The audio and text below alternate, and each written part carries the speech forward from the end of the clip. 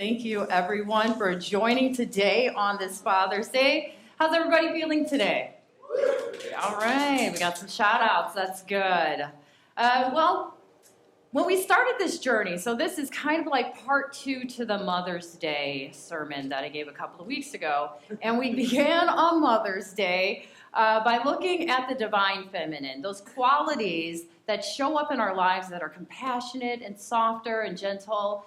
And it was a time that we called ourselves into healing some past childhood traumas, let's say, whether it's with our parents, with whatever family structure that we grew up in. And we were to take the 5-6 weeks between Mother's Day and Father's Day to really do some introspective work, to really look within and see those things that have happened in our past that continue to show up today that prevent us from living our best life yet.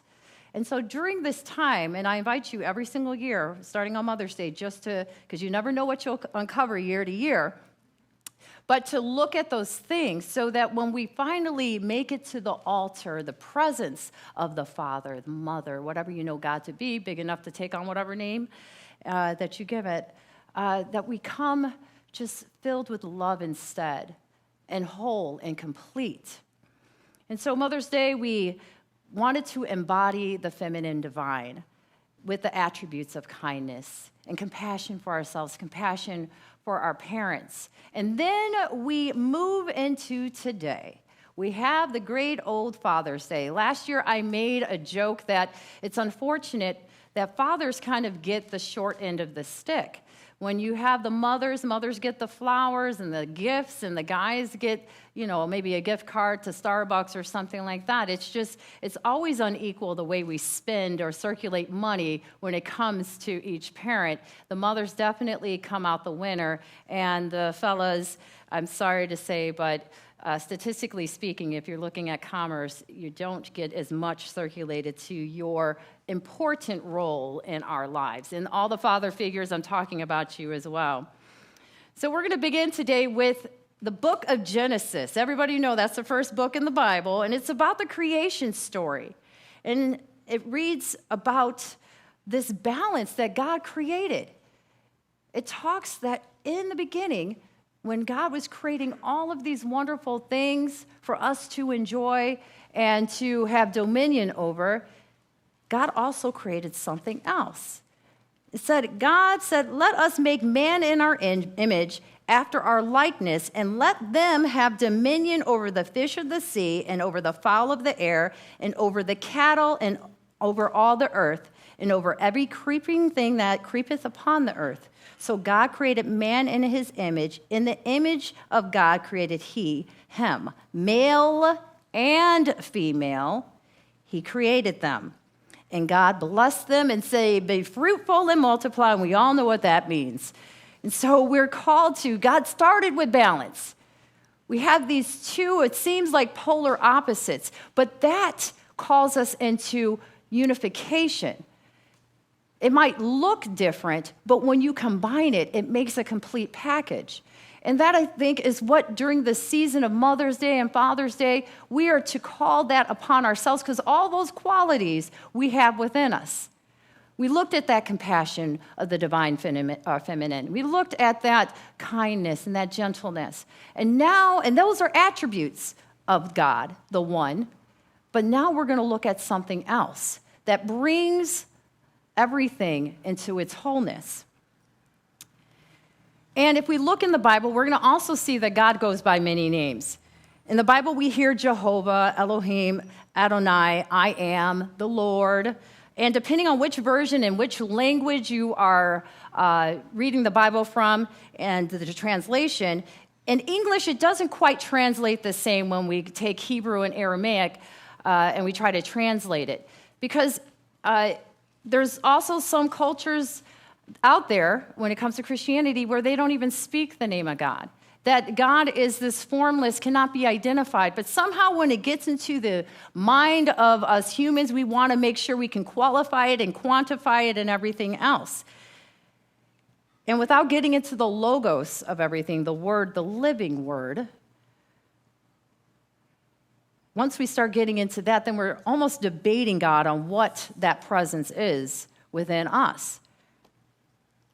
And it seems that whenever the mind starts to think about these attributes, it always wants to put it in a box somehow.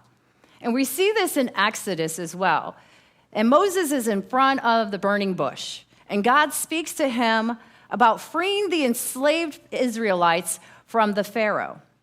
Moses said to God, "Suppose I go to the sons of Israel and say to them, 'The God of your fathers has sent me to you.' And they ask me, 'What is his name?' What shall I say to them?" And so this burning bush, this presence speaks back. God answered Moses, "I am who I am." And then he said, "You are to say to the sons of Israel, 'I am has sent me to you.'" God also said to Moses, "You are to say to the sons of Israel, 'Adonai,' or Yahweh, 'the God of your fathers, the God of Abraham, Isaac, and Jacob, has sent me to you. This is my name forever, and my name by which I should be remembered from generation to generation." Now, in the end, the mind is left to settle. It just wants to define something. And you see Moses wanting to know this identity that is speaking to him. Wanting to, just because people want to ask, well, who sent you? What are they like? What did you see? We always want to qualify something in our lives. But how do you qualify and quantify that which is not known? Even Jesus found this as well. When the disciples were talking amongst themselves, Jesus was overhearing this and says, "Well, who do you say I am?" And so they each had their own idea of who Jesus was. And finally, somebody said, I think it was Peter, "You are the Messiah." But he wanted to know, what is all this ruckus about, this identification? And finally, you see different answers coming about. And each one of us has a different idea of what God represents in our lives, because we have different relationships to that presence and to that power in our lives. I personally call God Father. There's others out there that say universe. There's others out there that attribute mother to that presence. Whatever you know God to be, you are correct, because that is your relationship with God. And I cannot define or identify what that is. Only you can. And the stronger that connection gets, whether it's with prayer, meditation, what have you, then maybe that identification changes. It expands. Hopefully it never contracts, and then you start putting God in a box again. But we have these different attributes of God, and so we went through the feminine divine. Now we're going to go through the masculine. That energy that we attribute, let's say, to fathers in our life or father figures. And unfortunately, this world does define roles, and we'll go into role defining in a second. But in the end, when we encompass, embody, and just think about God, here at Unity Church Hawaii, we ultimately say, God is love. Can you all repeat that after me? God is love. Love is the overarching quality I, Johanna, will speak to today, because it has so many attributes to it that are so strong. And I think that at times we overlook them, and I want to just take a look at what love actually is. And so in the divine masculine, love shows up as strength, courage, perseverance, being protective, and corrective. In the Metaphysical Bible Dictionary, we read that love is the great harmonizer and healer. Whoever calls on God as Holy Spirit for healing is calling on divine love. Divine love will bring itself into its own, will bring love into love, because that's who you are truly at your deepest essence as well. Love, therefore, is the fulfillment of the law, is the fulfillment of God's purpose for our lives, for God's purpose as a whole. And how does love show up strong in your life? How does that, let's say, fatherly or masculine energy show up as strength? We've all heard about the times where there's a child. I don't know where this child is, but there's always a child trapped underneath a car, and somehow the parent gets supernatural strength to lift that vehicle up and to rescue. Or we find that just supernatural things or superhuman things happening because we love something and we would do anything that we can to save it. Well, think of your Father's love as that strong. When you think of love, love is this strength that comes in and can lift whatever it is that needs to be lifted in your life.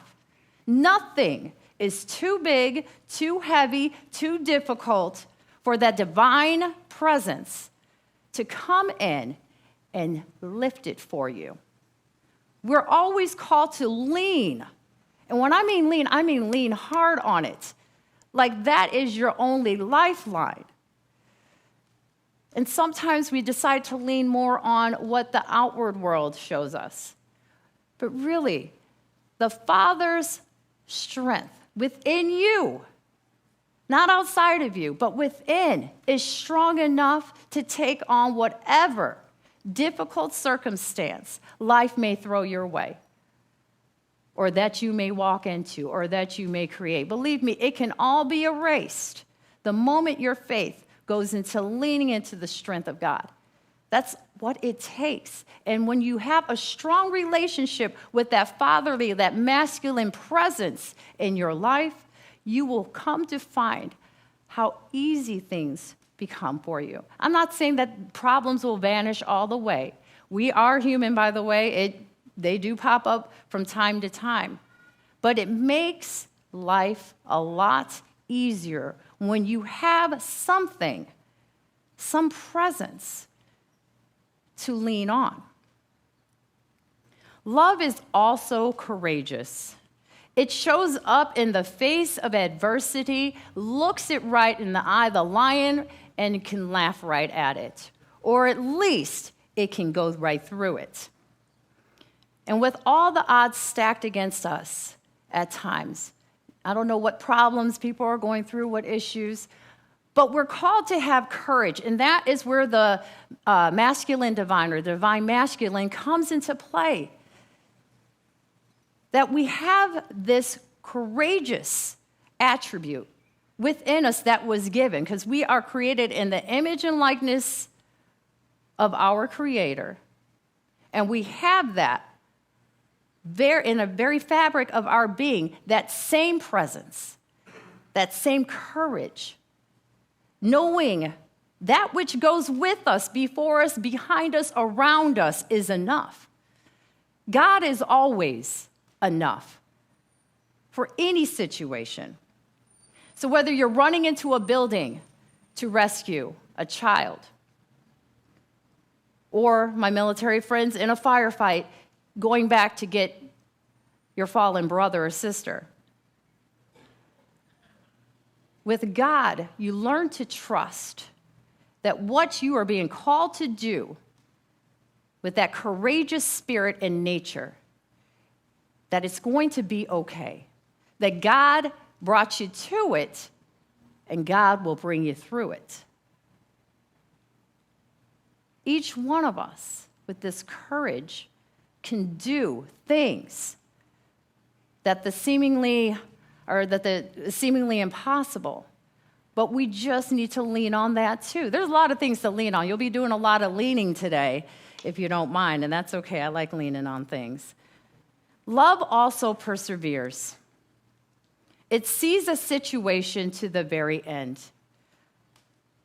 I'm not sure if you've ever been with a terminal patient, a loved one, but love sticks right by that person, is strong.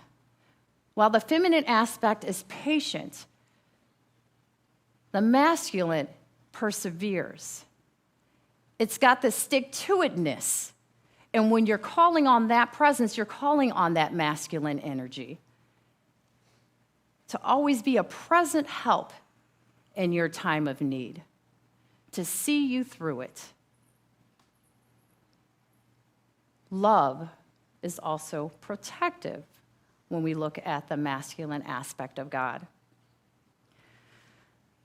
A couple of years ago, when I was a younger child, about 10 years old, I used to somewhat get bullied. Before I started doing the bullying, I used to be bullied by this one individual in our neighborhood, and he was a couple of years older than me. He used to pull my hair and chase me while I was on my bike, and just used to yank my hair. Well, one time he yanked my hair pretty hard, and I fell off my bike, and I went home defeated to my parents. Now, I needed somebody really strong to represent me. Somebody very protective. Now, my mother, very strong, very protective. Mom, you know I love you. But I knew that that divine quality existed within my father. He was a fiery Irishman, and he would do anything to protect his family. So I told my father that this boy had pulled my hair, I'd fallen off my bike. My dad grabbed me by the arm, and we walked right over to his house. My dad knocked on the door. The father of this individual answered. My dad explained what had happened. The guy left and came back with a shotgun.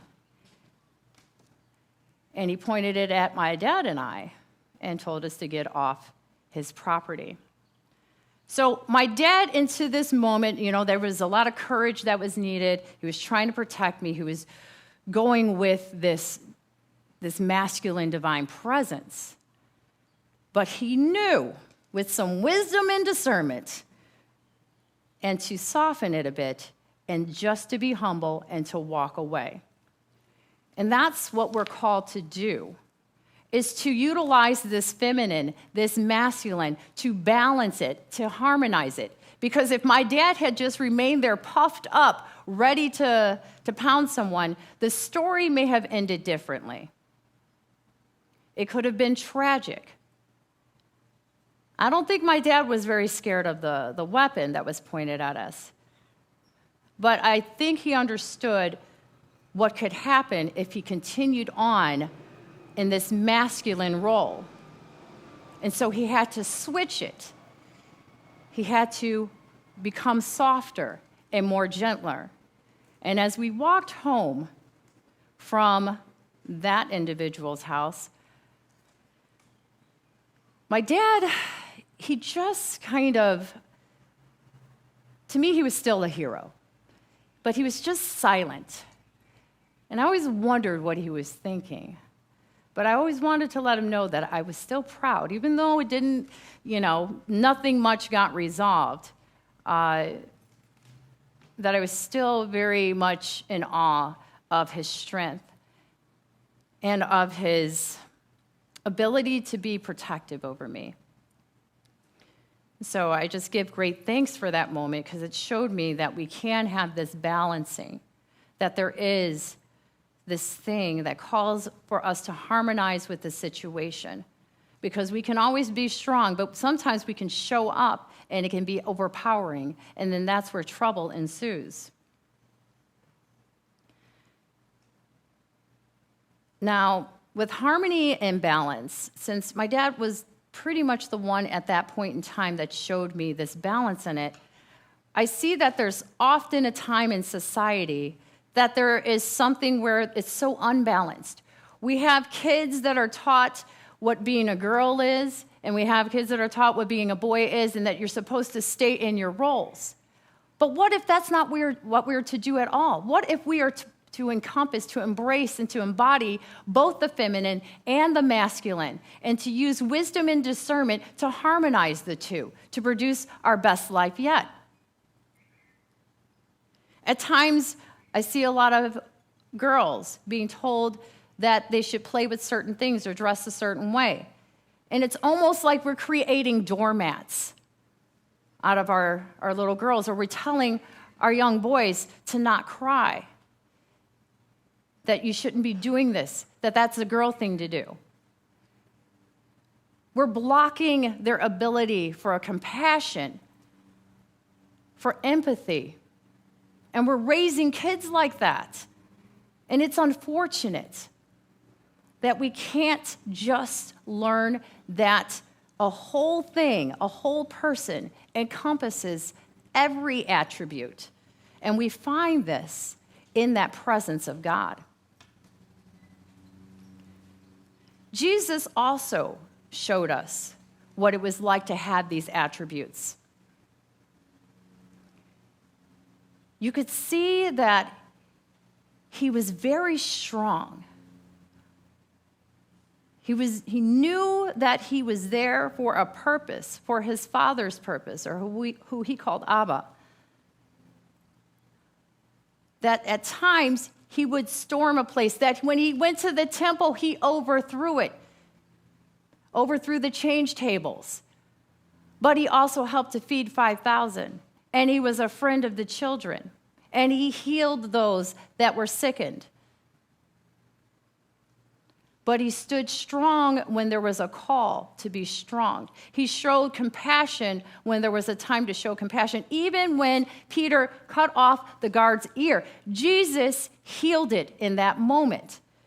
He knew that that masculine protective energy was not going to be helpful in this instance, or in that instance. So he came to shake up the establishment, but he came to soothe the disenchanted as well. He walked around embodying and being in the isness of the Father, of the Creator. Because he lived in principle. In the revealing word, we see that the Father is the principle. It's the exact and immutable principle of being, lying back of all of existence and cause, and approachable only along the lines of perfect law. It is omnipresent and is not subject to change or open to arguments. Doesn't that sound like a parent? Sounds like when they tell you something, they are not changing. Go do your homework, clean your room, what have you. We try to wear them down as kids. Believe me, I know specifically there was a problem with me and curfew later on growing up. And we had a curfew in my household. And by golly, I did everything that I could to circumvent that process. I got caught a couple of times, not every time, but I knew that I was breaking those laws in my house. In Turkey, when I was stationed there, we also had a curfew.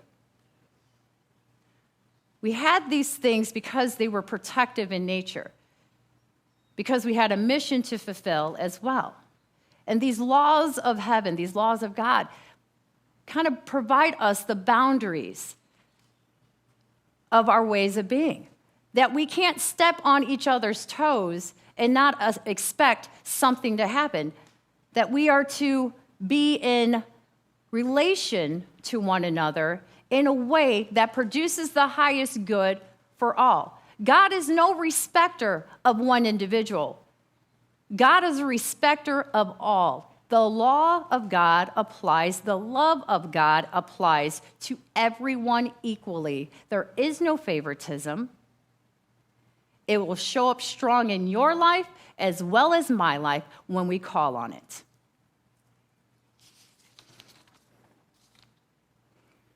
And these laws are really safeguards. My parents had laws, they were laws for me. Safeguards, so I wouldn't get into too much trouble or have too much fun. The commander wasn't trying to keep us from exploring this new foreign land. It was because we needed to be able to arrive alive to continue on.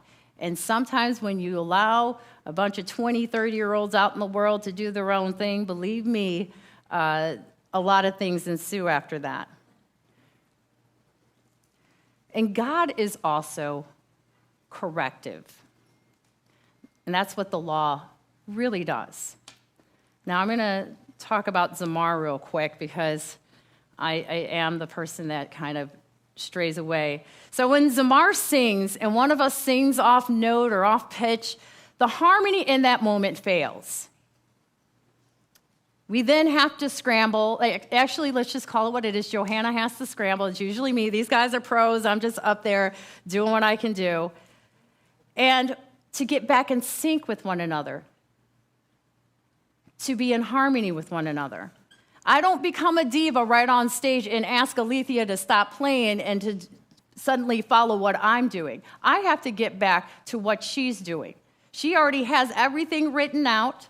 She's not going to change the words because I didn't remember them or I made up my own words. Ralph and Don are not going to stop and just wait for me to get to the people are going on. The law will continue, whether or not you align with it or not. And so, just like that note stays the same, the law stays the same because it's harmonic. There we go. It's on me to align with it.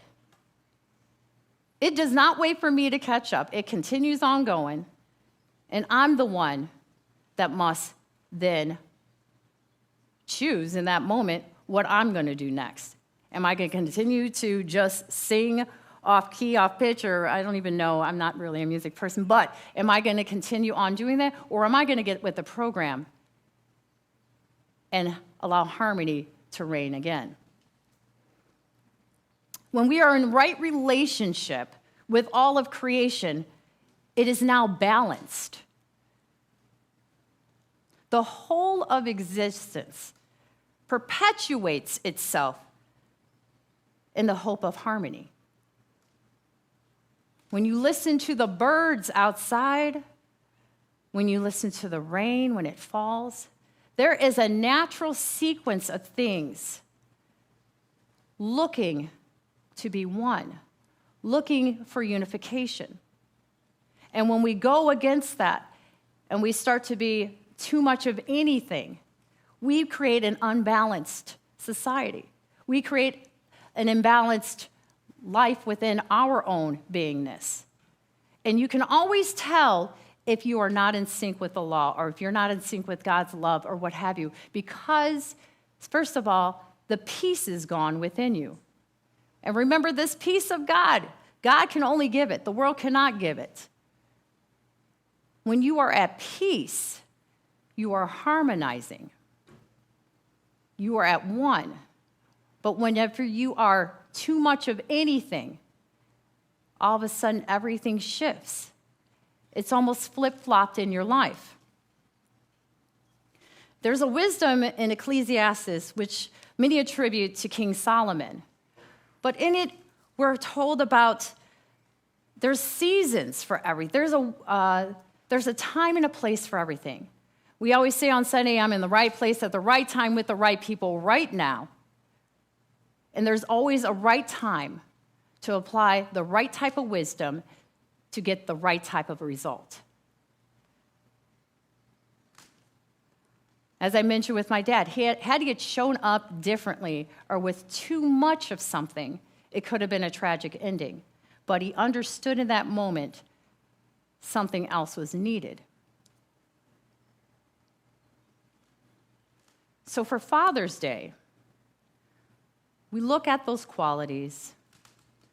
We see that they're within us already.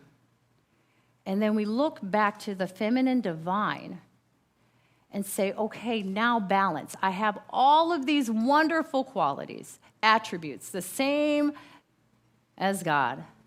How am I going to make it work in my life to produce the highest good for not only myself, but for others whom I have contact with? And that's the greatest thing to think about actually right now is how do we harmonize that? Where we don't show up too of anything, too passive or too aggressive. I think there's passive-aggressive, yeah. Where we show up and just say yes to things that we want to say yes to and things that ought to be done by us, and then we take a back seat when our energy is not needed. So we have this strength, this courage, this perseverance, this protection, and this correctiveness of God. And today we're also celebrating Juneteenth, where as a nation, we decided to take the corrective measure, the courageous, protective attributes of the divine, and put a stop to slavery, to say no more, at least beginning that process. It takes a while to change the mindsets, but at least at the highest level of the law of this country, we said no to that. We stood strong, and we're standing strong. And we said yes to the freedom of everyone, gradually, everyone in this country. We embodied that strong, masculine, divine presence at the highest level of this land.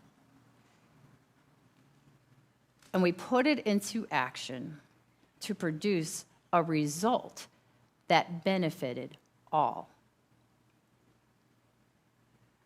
So let us just now close the outer eyes and center into this time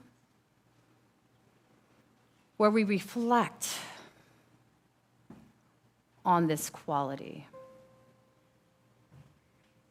knowing that we are blessed with the many attributes of the One, that we have both compassion and courage within us, that we have patience and perseverance, that we have strength and gentleness, and that we have the wisdom within us as well, to use it in ways and apply it in ways in our lives that will continue to produce the good fruit of the Spirit for not only today, but in years to come. Let us now take this truth, this presence, into the silence.